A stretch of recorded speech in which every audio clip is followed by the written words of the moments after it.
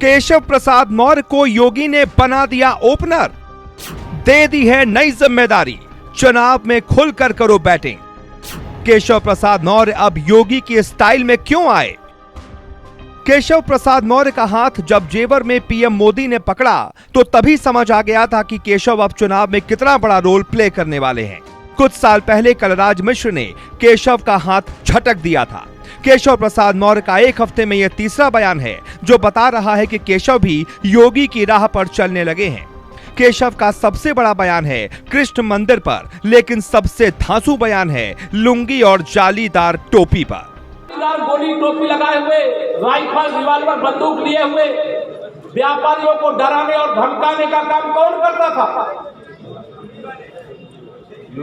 आपकी जमीनों पर कब्जा करना और कब्जा करने तो शिकायत करने भी मत जाना, ऐसी धमकी कौन देता था? या सारा कुछ याद रखना, मेरा इतना ही कहना। मैं कोई ऐसी बात नहीं कर रहा हूं जो कोई ऐसी बात नहीं हुई होगी। लुंगी यानी वो माफिया जिन्हें समाजवादी पार्टी ने संरक्षण दिया था। जालीदार मतलब मुख्तार और अतीक अहमद जैसे मुस्लिम माफिया नेता। अब्बा जान चचा जान के बाद नया शब्द आया है लुंगी और जालीदार टोपी। सीधे तौर पर केशव प्रसाद मौर्य योगी का साथ देने को तैयार हैं।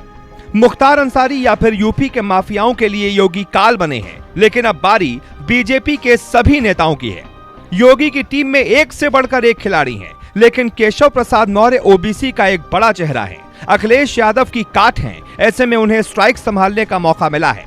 चुनाव में जालीदार शब्द का मतलब क्या है आपको आगे बताएंगे, लेकिन पहले समझना होगा कि केशव प्रसाद मौर्य को अलीगढ़ में मोदी ने क्या क्या नई जिम्मेदारी दी है।